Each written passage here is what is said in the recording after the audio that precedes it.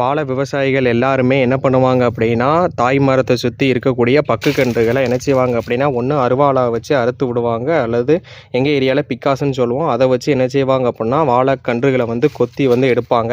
ஏன்னா அதிகமான கன்றுகள் வளர்ந்தால் இதை ஒன்று தான் செய்வாங்க.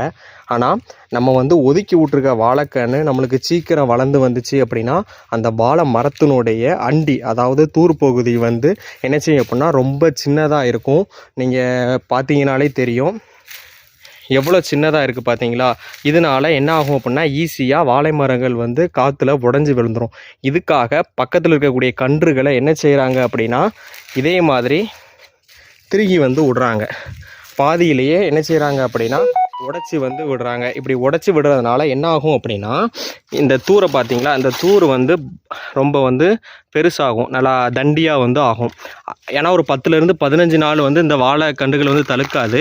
அதுக்கப்புறம் அதுலேருந்து என்ன செய்யும் அப்படின்னா வெடிச்சு, இந்த பார்த்துருக்கீங்களா, இதுலேருந்து வெடித்து திருப்பியும் அந்த தழுவு வந்து எடுக்கும். இதனால் நம்ம வாழைகளோட அண்டிகளை வந்து கொஞ்சம் என்ன செய்யலாம் அப்படின்னா சைஸ் வந்து பெருசாகலாம்.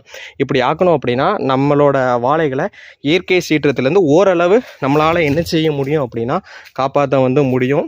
நீங்கள் பார்த்தீங்கன்னா தெரியும், எல்லா வாழைக்கன்றுகளுமே என்ன செஞ்சுருப்போம் அப்படின்னா உடச்சி விட்டுருப்போம்.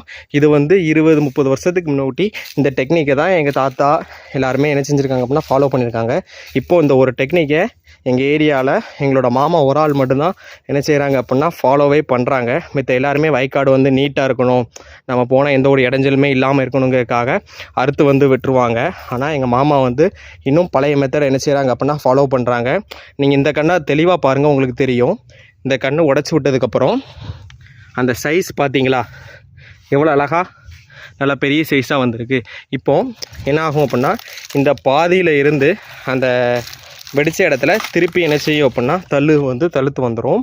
இதனால் நம்ம வாழைகளை ஈஸியாக நம்ம இயற்கை சீற்றத்துலேருந்து காப்பாற்ற முடியும் அப்படிங்கிறது ஒரு பழைய காலத்தில் ஒரு டெக்னிக்காக வந்து இருந்திருக்கு. இதை உங்களோட பகிர்ந்துக்கிடணும் அப்படிங்கிறது என்னோடய ஆசை. தேங்க்ஸ் ஃபார் வாட்சிங் வீடியோ. தேங்க்யூ.